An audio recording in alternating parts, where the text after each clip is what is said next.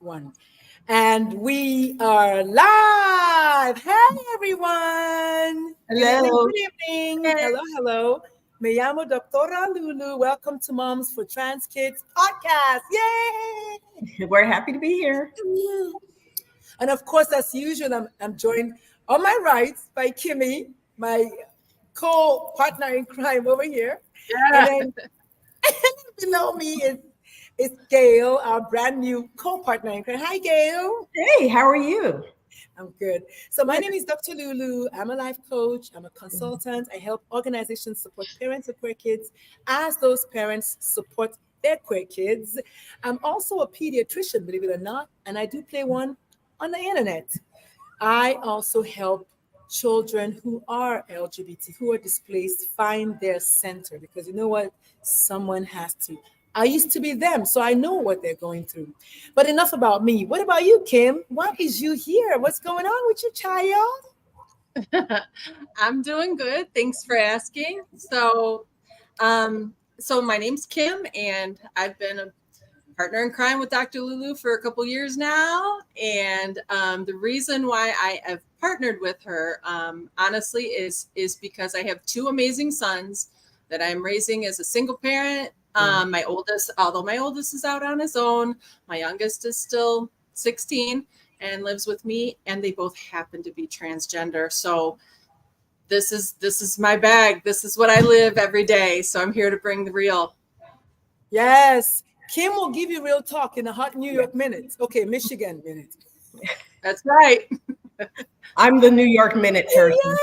So what All about right. you, Gail? Gail, what is you doing on a beautiful Sunday evening? Talking to me. Joining you wonderful moms. I'm always happy to be in the company of other moms who support their LGBT kids, especially the transgender kids. And I am the mom of a transgender adult child, and I have a younger gay son, and I have a cisgender straight son as well. This is That's a so whole beautiful. So spectrum. yes, yeah. For those of you who don't Love know it. me, my eldest child is transgender. The reason why I do this, especially since I live in Texas, and somebody gotta just go at it. So why not me? And so today's guest is actually Gail. Gail is one of the quartet, and maybe Vicky might stop by tonight. We don't know, but Gail is one of the quartet, and Gail is going to share her story today because Gail is, I will describe a unicorn's unicorn. Not only is Gail obviously black, Gail is also a mother of a transgender child, and Gail is not giving any fuck. So Gail is here to tell us the story, and so we can talk about what it really is like to be a mother of a trans kid, period, and then to be a black mom and wait, have immigrant roots. What? So Gail, take it away. Okay, my background is that I was raised in New York, but I married a Texan, wound up settling in Houston, Texas, where we had three children who I assumed because of their biological sex that they were boys. But my oldest child came out as transgender at age 22. And at that point in time, they were already in college and applying to medical school. And my big fear was that the medical school was not going to accept my child once they transitioned. That was my biggest fear. But just learning to accept a child that you knew as one gender for 22 years, and then all of a sudden, you have to somehow accept and process the fact that you now have a daughter. And so that was difficult for me because I kind of went through a mourning process. I love my child, and I think I raised three fantastic human beings. But once they transition, as a parent, you do have to adjust. And at the same time, your child is moving forward with their transition, and the process is something new that you've never experienced before. So for any parent who is going through just finding out that their child is transgender, I I believe you need to find resources, educate yourself, and join a community that has experienced this and can help you through the process. I love that. Wow. So much to unpack there. So much to unpack there. Kim, take it away. Any questions for Sister Gail? I have so many questions. I'm just gonna let Kim have the mic first because yeah. You know what? I know. Thank goodness I stopped and grabbed my notebook. I'm already writing questions for you. Yes.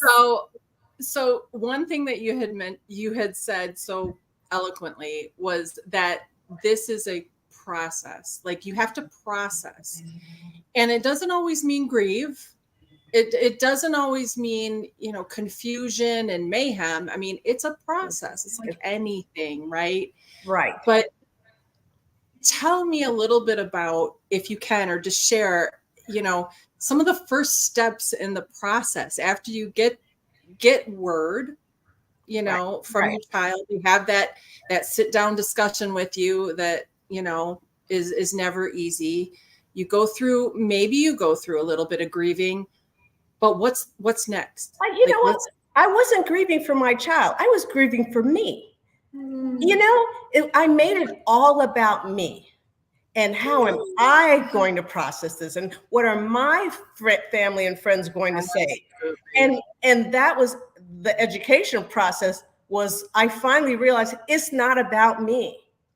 When your child comes out to you, you need to believe them. Mm-hmm. And you need to ask them what they need from you. And that's what I finally did. I didn't want to share my little scary thoughts and my insecurities with my child because that's not helping anybody.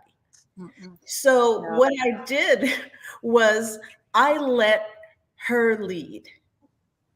And I asked her what she needed from me and what she needed from the family, because we knew we were going to support her. We just didn't know how we were going to do this, because I know I have exceptional children. I raised good human beings.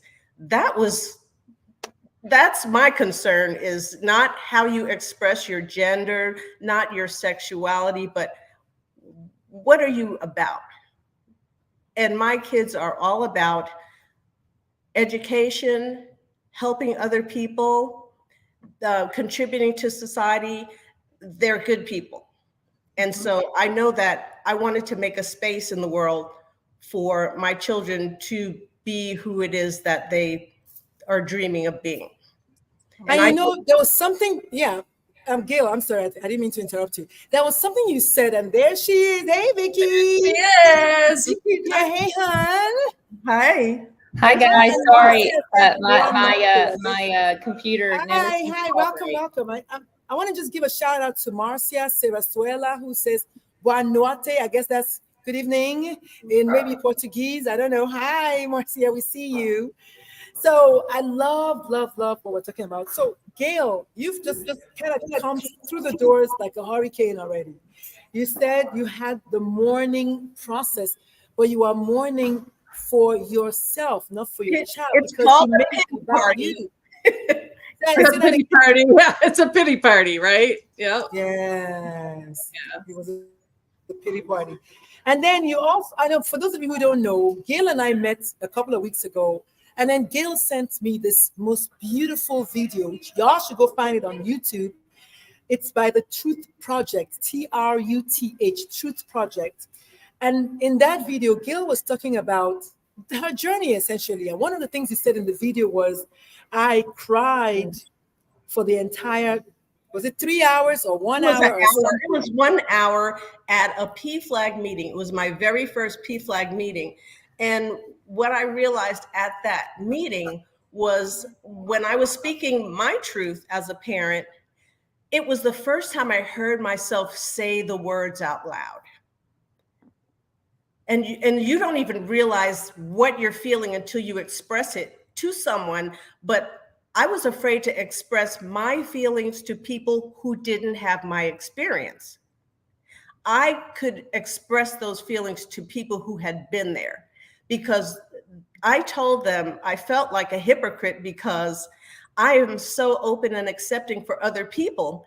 And then when it became my journey, it scared me and I didn't know how to deal with it. And so I was thinking, okay, well, once your child comes out as gay, that's their sexuality. That's their personal private business. I didn't have to tell anyone. But when your daughter comes out as transgender, that is a public recognition. She wants to now be recognized for herself.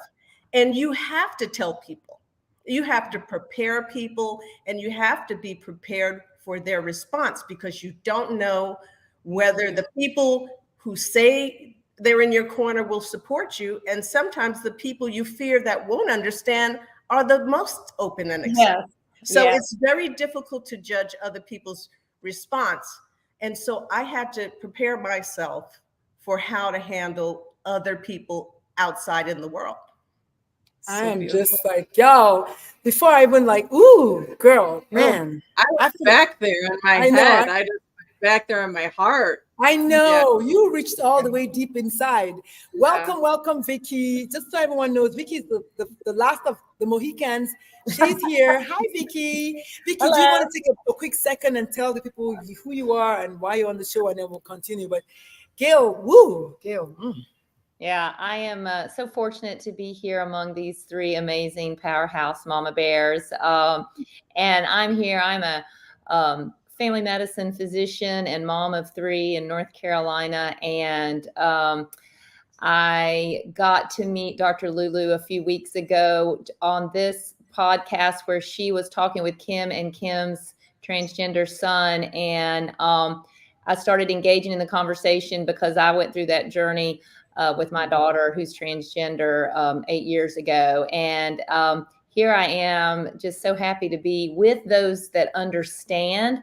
And not everyone has the sense of mourning and loss, but that happened for me. And I actually, until I met Gail and she said it so well last weekend, I think I mostly thought of it as mourning the loss of my child that I had loved and known, but was not really the real child that was there.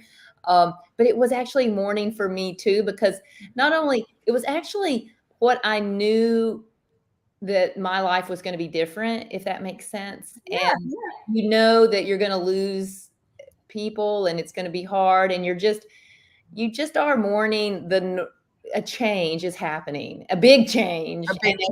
And so Gail, you have said so many things that just sang to me and spoke to my heart too. And so I'm just happy to be here and wanting to add to the conversation and help people understand, help other moms and other parents understand how to navigate through this, because I think all of us on this call would have felt so much better had we known each other when we were going through it. How about that? So true. So true. So Gail was saying before you came, Vicky, she was just kind of telling us her story. In essence, since she's kind of sort of new to the crew. Yeah. And a lot of the things that she said, she talked about mourning process, but she also talked about the new process. So she said it was a mourning process, but it was also a new thing happening to her. And I think for once, even just like you, I am now like, okay, as long as we are mourning, we're saying what we're really truly mourning for ourselves. I didn't know what I was mourning, really. Because you just feel overwhelming fear of the unknown. That's what it is, because your normal is not normal anymore. And my identity, because I come from an all-girl family and my sisters have 8 girls between the 3 of them, I was the boy mom, and that was my hat I was wearing, my crown. And so I used to pride myself on being the only female in the house, because even the dog was male. So I was the queen of the castle, and now my daughter was bigger than me, because she came out bigly. Yes, because we in Texas, we say bigly. Yeah, thanks to don't say their name. When she came out, she had been suppressing that for so long that all of a sudden the change in the wardrobe and the fingernails and the earrings and everything. And then, and we're all like, you know, because we're like, oh my gosh, she's just embracing this so readily. So it seemed very easy for her to glide into it. And the rest of us were like, oh, you know, we're stumbling over pronouns and we don't know, you know, first she picked a name that I didn't like. I don't know how many of you've gone through that, but, and in my head, I'm like, I'm not calling you that. And so we had to discuss it. And then she said, well, since you named me, I will let you help me to pick a name. And so I would send her texts with like 10 names. You know, I just kept sending these names like, no. So finally we agreed on a name that we would all use. And, you know, so we had to get educated. We, you know, and I'm sorry. I have to interrupt. I'm so sorry. Oh. I'm so excited. Okay, so but what an honor, right? To be pulled into the discussion, to be pulled into the conversation, invited in.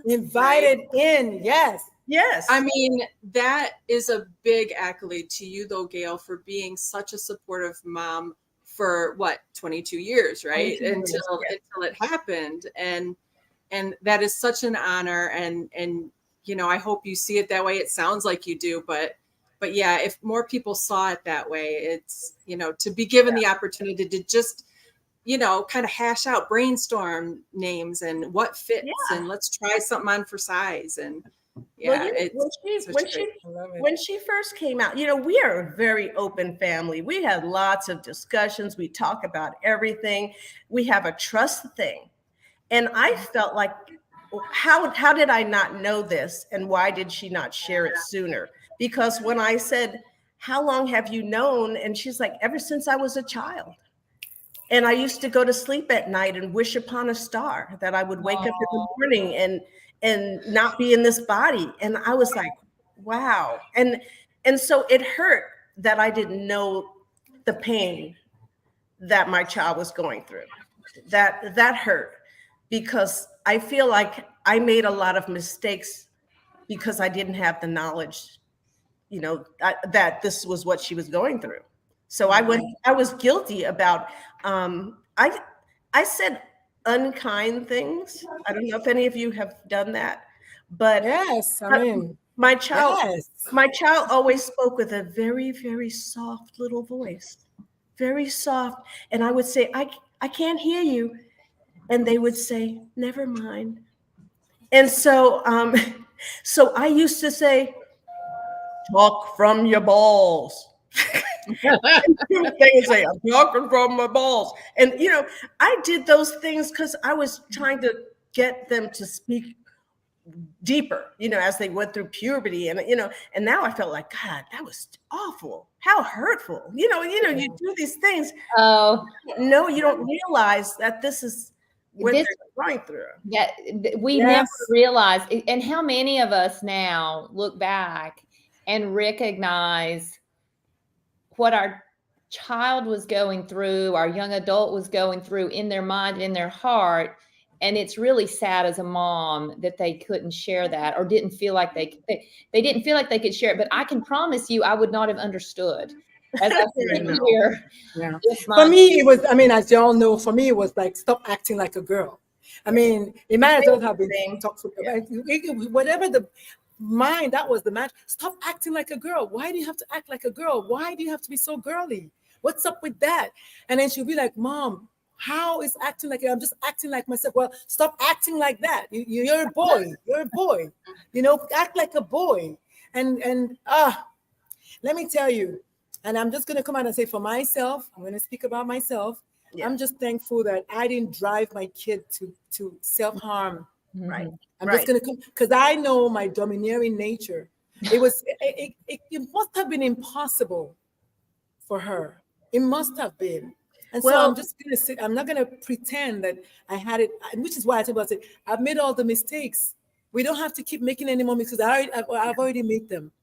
Well, I want to tell some of the parents out there that a lot of times the reason you don't know is because your child is overcompensating. Most of the time, they're really, really trying their best to hide, their feelings. But my child was bullied in middle school. I mean, we had to go up to the school because this child attacked my child and choked her in the bathroom, and it was awful. But usually, the peers know. The peers can tell that, okay, this kid's playing the cello. This kid is not in football. And also, my child was always in the honors classes, and they were usually the only one Black child in the class. Oh my God. Are you sure we don't have the same kid? Yeah. Same thing about being And bullied. Same thing about honors classes, playing the flute. So they were bullied for not talking Black enough. Oh, well, us too. Not being able to rap. Not those Yes, kind of those are all the things things. that, oh my God. And so my child was going through not only feeling like they're not in the right body, but not being accepted by the people who are supposed to be your friends. Wow. That's hard. That's so hard. Yeah. Well, same thing. We got bullied on the bus. They broke the glasses. Yeah. It's like, why do you want to play? Why do you want to be in the cheerleader? You're a boy in the cheerleading. Why do you want to play the flutes? Then you can't play. And I was like, why do you want to play the flute? Play the saxophone. And well, saxophone happened to be same thing as flutes. They're brass instruments. I was like, okay, yeah, if you can play one, you can play the other. But technically, it was but it was really me projecting the need for more masculine musical instruments. Oh my goodness. Wow. Yeah. Oh, that's so interesting. And I think for each of us, our children knew when they were younger, correct? Yes, correct. My daughter, Sarah, they didn't know what to call it. Yes. No, Sarah did not know what to call it, but Sarah knew when she was younger. Yes. Okay. Yes. So then when the other, when they get older and to that point where they kind of figure it out, and then that's actually usually in puberty. I mean, in puberty, it becomes intolerable. I think that's what really happened for my daughter. Absolutely. And when you said that, Gail, when my daughter was a freshman, and I remember I was a single mom. I'd left my hometown and my husband, and I was raising these kids, and my then son needed to start shaving. I remember getting razors and shaving cream and bringing them home and handing them to her, which I thought was him. Right. And I can remember that sort of mommy pride. This is my oldest. It was my oldest, the firstborn son, the whole thing. I think, Dr. Lulu, you mentioned that about the firstborn son. I had the firstborn son. And I was proud of the young man. And I remember that pride.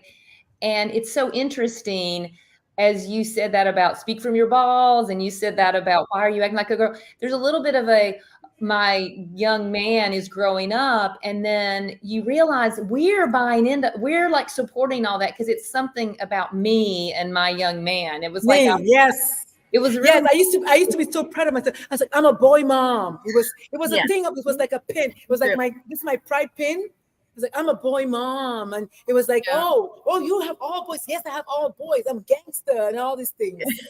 And the kid was just like, probably just like, I don't want to go home. I mean, I'm really thinking about just like, I don't want to go home because, I have to be a boy. My ex-husband put my kid in soccer. She hated soccer. Yes. Now we know why the soccer. I put her in soccer. She hated soccer. It was miserable. In 8th grade was the nightmare. I remember the soccer pictures in 8th grade, and she was crying, and I didn't understand. And what you said, Gail, was about the overcompensating. That's what Sarah did freshman year of high school.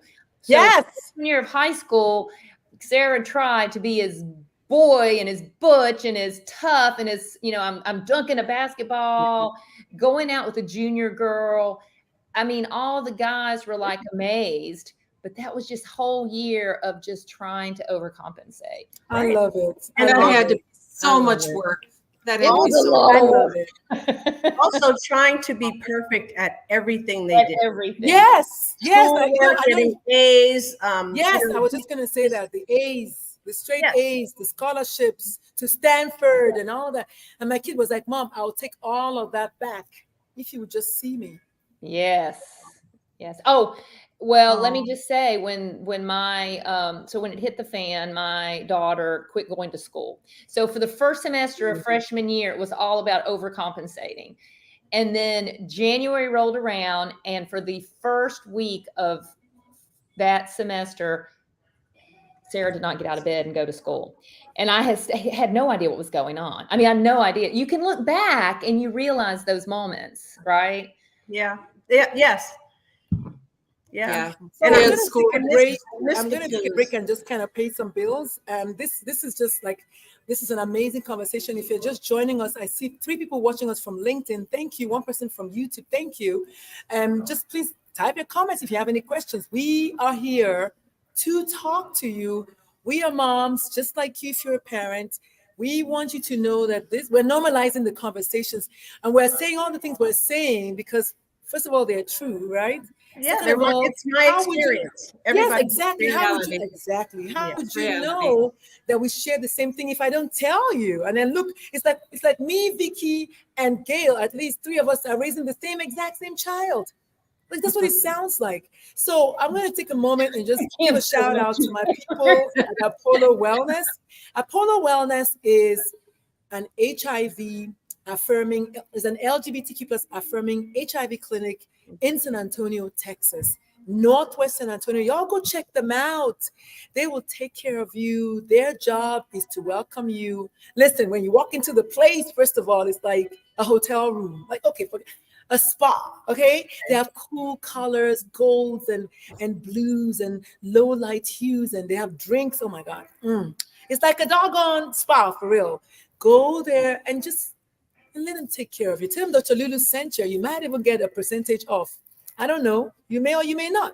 But they're called Apollo Wellness and they're located on the northwest side of San Antonio. And if you'd like me to give you a shout out like this, if you'd like your business to get a shout out like I just did, holla. Other than that, let's go back. So the show is called Moms for Trans Kids Podcast. And I'm joined by Gail on my bottom right. I don't know how y'all are seeing them. Kimmy on my top right, and of course Vicky on my bottom left. And we are moms that don't give a fuck because we're here to support our kids, and that's it. And we now know all our errors. Hindsight is 2010 for me. And we've seen all the errors in our actions, and we're sharing them with you, normalizing the conversation every Sunday evening at 6 p.m. Central, so that you maybe might do better by your kid when the time comes. Not if, but when. All right, we're back. So, Gail, you were telling us about just your journey into becoming this mother, that this fierce advocate that you are right now. But we also know that you have ancestors and relatives who are from the islands, Yes. Jamaica, just like I do, Nigeria.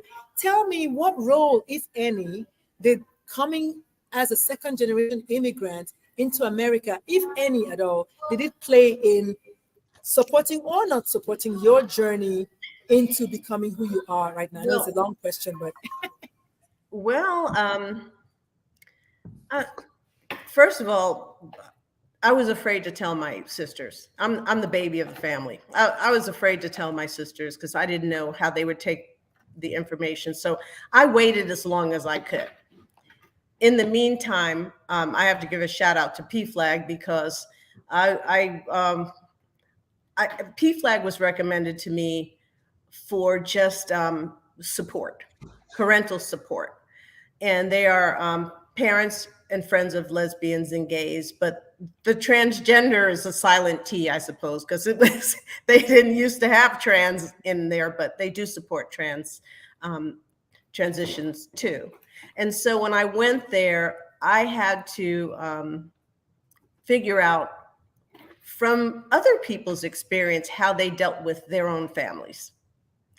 It was very helpful to talk to other people who had been where I am or where I was at that point, and then get some insight on the best way to do it. And a lot of them said, put it in a letter and send it to everyone. Don't have a discussion. It's not just plain flat out say, this is who our child is and we love and support them. And then it's up to them how they're going to process that information. But if you have individual conversations with everybody, then they have an opportunity to, ask you too many questions or divert attention from the important fact that you love and support your child. And this is what it is. This is happening. Deal with it. Or maybe we don't see you at Thanksgiving. Love it. That is so gangster. I wish I had known that. This is so beautiful. Like, because I know Kim, you know me when I say this, like, people who mind don't matter. Right. People who matter won't mind. So just tell them what you gotta tell them, and that's it. Shut it down. I like that. You don't see us as Thanksgiving. So Kim, go ahead. I'm sorry. So they have no choice but to either accept it or to deal with it. That's it. And that was it. And it was very liberating to do it that way because you only had to do it once. Yep. So Kim, what are your thoughts about that? I did it on Facebook. Oh, to all of my friends and community, because my daughter came out on Facebook and I reposted what she posted. And that's how I did it with Matthew. That's what Matthew did. By the time she came out, I had already taken her to get her name and gender marker changed, and it was done. And so she was just announcing, she took a picture, she's in a nice dress, it was beautiful. And she posted a picture and was like, this is me, and whatever. And I reposted and said, my child is brave, we love them, this is who she is, we support her. And when I read everyone's response, I was just sobbing because everybody was so supportive. And I even had people say, I didn't know you had it in you. Because I think they thought my family was just perfect. And you know what I mean? People have a perception of how you live life. And I think they thought I was a prude and that I wouldn't be able to handle something like my child being transgender. Or were they projecting their own thoughts that they might not handle it? So I kind of blew a few people's minds, and they, I guess, were really very happy to know this other side of Gail. But also people started telling me, well, my son is gay. Or, all of a sudden, people start coming out to me. Oh, so it's okay to talk about it all of a sudden. But that's the whole Me Too movement. People have secrets. That's the whole Me Too movement, right? The whole Me Too movement was like one person said it, and now, me too. Yes. But how empowering of you, Gail, to empower other people that way. How beautiful and how empowering that was for you to be the trailblazer, telling people, you know what, this is me, and this is it, take it or leave it. And they're like, you know what, me too. I love that. I love that. Kim, Vicky, y'all want to add anything to what we're saying as far as, because I know I did not have that experience. I didn't. Me and Lulu, we got me and Lulu, Dr. Lulu and I. We did it. All right, Gail, I got you. I'll after hours, I'll share with you. I'll share with you Matthew's post because it's, I'd read it out loud, but I'll be a hot mess. But yes, he came out just as that, and he was 13. It was like the year before entering high school, so tail end of 8th grade, right? Mm-hmm. And he didn't have a Facebook account. He created one specifically to come out to everybody that was in our family. At what age? 13. 13. Wow, that's very different. 13. And I didn't let him have social media at that point. Yeah. But he's like, I was like, I actually recommend, we were brainstorming, how are we going to do this, and I said, well, we could give you a Facebook account and I'll let you friend just the family, and you can say what you got to say, and we'll go from there. I will, jump in and add anything. So that's what he did. He wrote the most beautiful, I'm this, I'm that, I'm a, you know me as this, I might be your, your niece, your cousin, you're this, you're that. He went through the whole thing and then said, I'm still the same person, but this is who I really am. And I wanted to share that with you. And it was just so beautiful the way he wrote it so eloquently for such a young age. And I was just so proud. How could you not be proud? Somebody writes something like that from their heart. I was just beaming. And, I had always, Gail, so I, just for people that are just joining, I have 2 transgender sons, and both of them were tomboys. I was a tomboy too. So I didn't think anything of it. I'm going through life like I just am raising some tomboys, and then, when, we went through the phase of, trying to figure out who they were and coming to me with, I'm gay or I'm bi. And I was fine with all that. But when they said transgender, I knew my world changed instantly, just like yours. And I can relate. I can relate to that whole story. It's just, it's kind of funny, but we hear, it just seemed when she came out, everybody was talking about transgender. And I'm like, it's like some people say, is this a phase? Is this something that, some fad that's going around? But actually, the kids have this knowledge already. They don't know what to call it. And because they have resources now, they're like, that's me. That's me.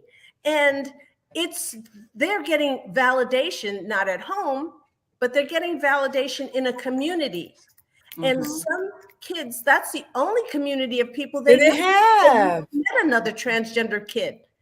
And so people don't realize that either, that your child is a very lonely individual thinking, what is wrong with me? Right. Until they find out, oh my gosh, I'm normal. This is real. And then they find their voice, and then they start talking loud because now they found their voice, and you're like, wait, what happened to my kid? I happened to me, Mom. I happened to me. Because let's just say our kids were pretending. They would be exhausted by now. By now, yes. Who would want this? Who would want that? I mean, I don't, it's, and that's the first thing that when I met with, I think the first thing we did was meet, with a social worker after the pediatrician, and the social workers, just looked me dead in the eye and said, Mom, this is not a phase. Yeah. Yeah. And I was like, okay, all right. Now what? Okay, so it's not a phase. Now what? Now I was scared, but now I'm really scared. And I think we're scared. And again, I think the fear. I really truly believe the fear is mostly the fear for our child, but we also know, we all realize it's going to be a lot of work. The days are going to get a little more complicated. Things are going to get a little harder for everyone. And so I feel like it's that stepping into it, you're like, here we go. But I got, I'm here with you, but here we go. Like, so there is the fear and the angst. And I mean, there's still the fear. I mean, won't there always, especially the way society is going right now more than ever? I'm so angry.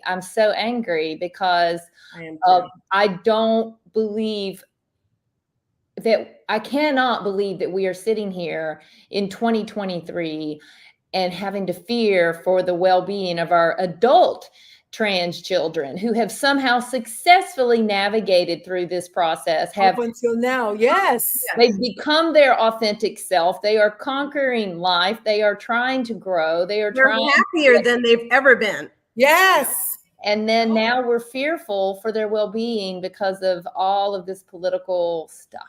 And but you know what? Their friends get it. This generation, they understand one another. It's the adults. It's the adults and the kids who are being led by the adults. The adults. And because I mean, as you and I know, the adults are the ones who are the ones making the laws, who are the ones making, and it's just so sad. You know, Vicky, I want to hold space for you on behalf of all of us, because it's true. Yeah. Only because you are in the doctor's office and you are seeing, I mean, a whole Genesis clinic in Austin, Texas, or was it Houston, Texas? The entire gender like shut down just like that. And 10 years ago, it was not shut down. Right. 10 years ago. Yes. See, And that's the today crazy it's thing. shut down. How is this under a even different possible? administration that made us feel safe? But so for me, it's just this awareness of not having power and autonomy. Yes. So we all feel yes. very unhappy if we don't have control or power, autonomy of our own bodies, of our own selves, of our own lives. And the fact that there are institutions that will take that away from parents, take that away from patients, take that away from the doctor-patient relationship. In my state, my academy, the North Carolina Academy of Family Physicians, we believe profoundly in the importance of the doctor-patient relationship, and pediatricians and family physicians have relationships with the parents and the children. Right. And this is being interfered by outside political forces. And what I think I want everyone that listens to this podcast is to hear us as moms talking about the trials, the tribulations, the joy, and then the bravery of our children. I mean, they are profoundly brave, but the fact that all of us are sitting here having to listen to people that don't understand say things that aren't true. Disinformation, Dr. Lulu. Hello.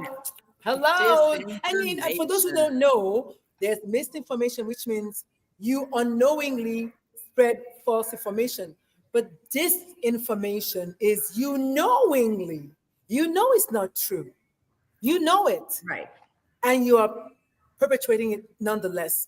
That's what's happening, because every single last politician today, I mean, the numbers show that 42% of today's adults in the US know one person who is transgender. And I don't even believe that number is correct, because Kim, as we're talking about this afternoon, some folks are scared to even like a post. Right. They're scared to like and a you post. all know we repost stuff because we're badass mama bears. We don't give a fuck. Right. But the people that don't, you can post a little picture of a sunflower and everybody's like, oh, that's so beautiful. Yes. And you get like 25 likes on it. And then you post something about, let me just say, I'm on a Mom for Transgender podcast, and everybody's like, crickets. I got people watching right now, and I'm like, y'all, if you want to leave a comment, do you see it? Yeah. But what I will say this, I did that test. I didn't have Facebook when my child came out on Facebook. Right. This is why I have Facebook, because my child came out as trans. I know that's right. And so I have that now. I posted, I think it was 2 weeks ago or something, I actually posted your video, Gail. I think I posted your video on my Facebook page because it was profound. When I saw your video, it touched my heart. And the only time I have ever posted on my Facebook a statement about like being a transgender mom was your video. Crickets. 3 people liked it. I could post a freaking butterfly and get like 100 likes. It's true, Kim. It's true. It's true. So what I know is my friends and my family, even who might support my daughter, Sarah, my friends and my family don't want to like that post because they know that other people will see them liking it. And that just makes me crazy. That makes me drives me nuts. And that's what Gail was talking about earlier on. That's what, I'm surprised. Gail, obviously I don't know who all liked your post. I don't know. But I posted about driving 18 hours from San Antonio, Texas. 2011 like 20 they didn't even comment. And I posted that this thing is going to happen today. So I know that they're seeing it.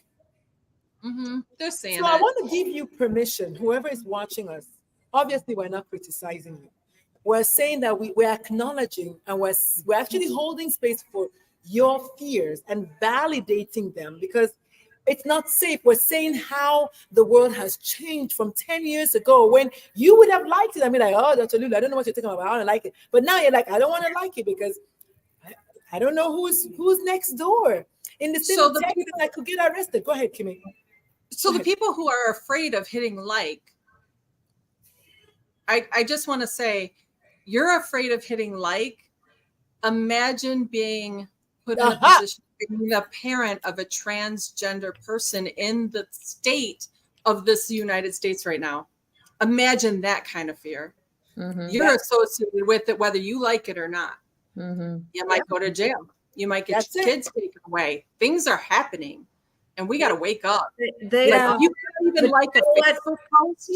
What happens when your kid comes out? What happens when, exactly, that's the thing, because while you're afraid, your child may very well be trans. I mean, hello, take it from the honest way. Well, just because you don't want to like the post, you don't want to see the post on your timeline, it doesn't change it. And vice versa. For those who are coming for me and calling me a groomer, oh my God, y'all. Somebody called me a pedo 2 days ago. Say, hello, pedo. And then this other person was like, and I'm thinking I'm a pediatrician. Yay, right? And then the other lady was like, oh my God, I thought you were joking. And I went to her page and like, let's just call her groomer. And then she said, can we just call her groomer? So I said, of course you can call me anything you want to call me. It depends on what you see when you look in the mirror. That's what you're calling me, honey. And then she didn't say anything again. Because I'm not a groomer. I'm not going to respond to that. But if you think you can call me a groomer, that's because when you look in the mirror, you see a groomer. Because why would you call it random? You don't know me. So I was like, and then she couldn't come back. Of course she can't come back because I just gave it back to her. I said, I'm not going to call you anything. But I want you to watch how your brain offered the word groomer from your mouth to someone that you don't know. Where did that come from? From inside. So that means check the mirror and you'll see where it came from. I just let people know that this is what being a parent is about, is unconditional love. When your child is 3, 4, 5 years old and you're reading them a story at night and you tell them, I love you to the moon and back. And, you know, I wouldn't ever let anyone hurt you. And you're protecting that child. And then they grow up and they're like, oh my gosh, is my mother going to love me if I tell her my friend? And then when they tell you, you don't stop loving your kid. That's the kid you raised. And I feel like, wow, God, this is what unconditional love looks like. I was mad at God because, you know, I thought that God was protecting my child from, you know, everything bad in the world. I sent my kids to Catholic high school. All boys school, men for others, you know. I'm trying to create this great human being, intelligent, successful young Black man who turns out to be a woman.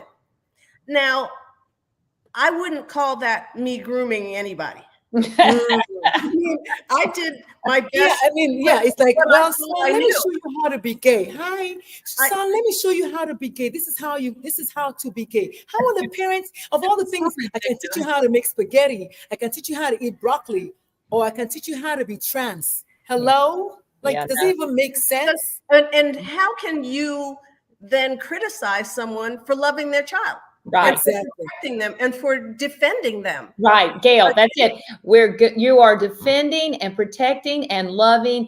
And if that's what they define as grooming, then of course we're grooming our children to be healthy adults. I mean, it's like the whole terminology is insane, and the whole thought process. And you know, the problem is, you know, I truly have to believe that there would be a way to reach many people, not all people, but many people.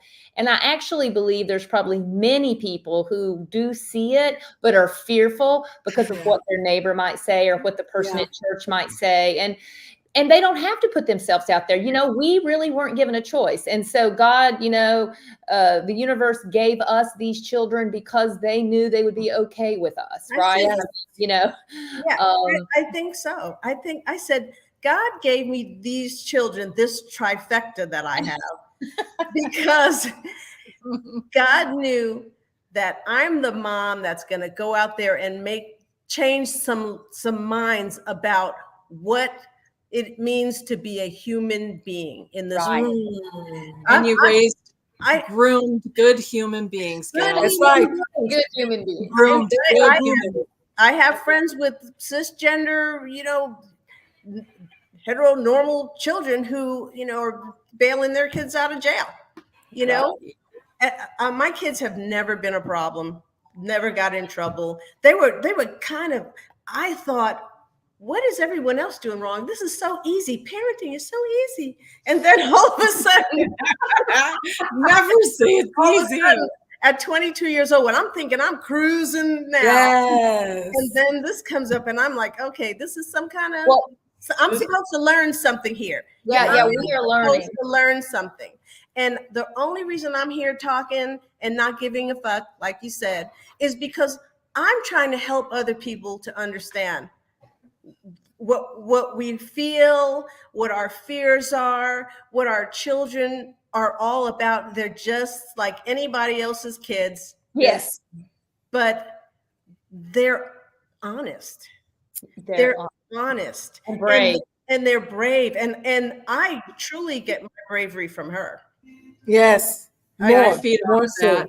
Because More so. I asked for her permission before I can do my advocacy. And she said, go for it, Mom. Yeah. I almost tried backing away from it, but my kids wouldn't let me. My kids wouldn't let me because this conversation is too important. And I'm going to tell you something, when parents will judge us, and they will. They will. They are. You can't, I won't allow it. I don't accept it because you may have never been in that position to where you had to go see if your child He's alive was today. alive or not. Okay, in the woke up morning. this morning. Okay, thank you. Oh, I yeah. mean, and until you pick up your child off of the bathroom floor because they're just melting down because the universe has dealt them this hand that they don't understand, and society is telling them it's wrong. I don't want to hear it. I don't accept it. Sure. Yes, that's it. Kim, you're just amazing. But the same with the gay community too, because you raise these good human beings who are trying to play by all the rules that society throws at them, and then they find that they're attracted to the same sex, and they feel like, what is wrong with me? Why can't I? And I when my son came out as gay, I was like, if this is who you are, babe, I hope you find love. I hope you find what you're looking for, true love. Yeah. And I just said, don't I said basically stick to the values I taught you. But find someone who makes you happy. Don't settle. Don't settle. Ooh. Ooh, that's good. Because sometimes they're just starving for love. Yes, I know that's what my kids going through. Set those boundaries. I'm aromantic. I said, are you really aromantic, or is it just like, because in my heart it was like it came from a painful place, and not for lack of trying, but the same thing. Some of them, as get killed. People set them up. They pretend to meet on an app, and then they really just want to kill them when they find out that they're really, they're trans. I mean, it's very dangerous too. Yes, it's scary. Very scary. Yeah, death threats are out there. I mean, I think I don't know if you all have experienced that, but getting a death threat is something you never expect to experience in life. I've never had one. For being yourself, not for doing anything, but for actually just being yourself. Right. It's a terrible thing. It's a terrible thing. And as a child, as a child.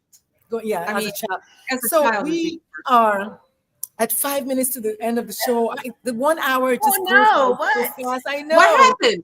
I know. So this is what happens when moms get together and we're talking from our hearts. So next week, we're going to be joined by Liz Gifford Ray. She's the homemaker, a mom, a wife, and an ally for the queer community. She has 2 wonderful sons and 3 amazing stepchildren, along with 6, almost 7 grandbabies who love to rescue animals.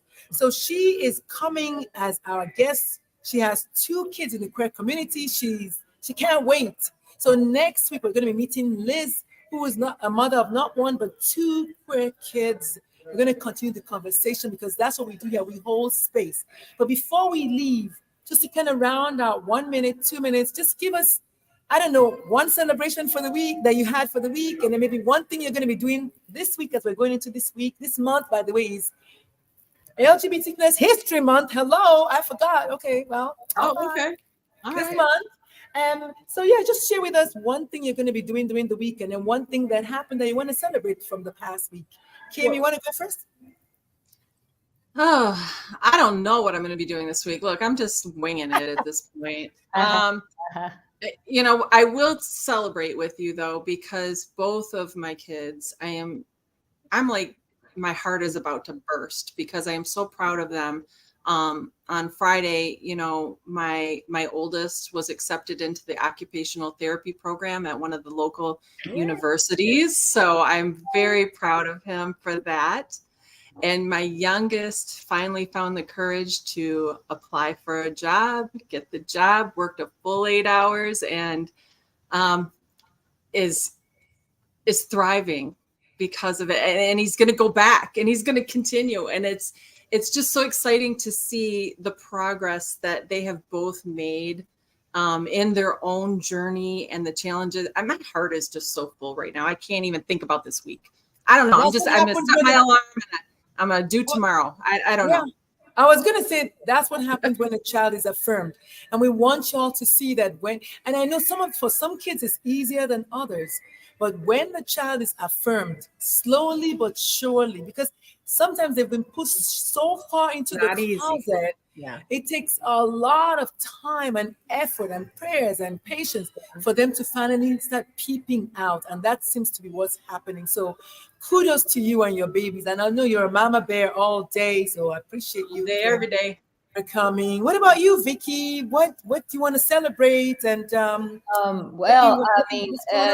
two big things. Let's see. So Sarah Grace was interviewed by the local paper at UNC Chapel Hill because she is in charge of the art gallery, the student art gallery at the university's UNC's art center. So they're going to have a spread on her art exhibition. So I'm super excited for that. And tomorrow I will drive to work and my 17-year-old will drive to school in his car separately.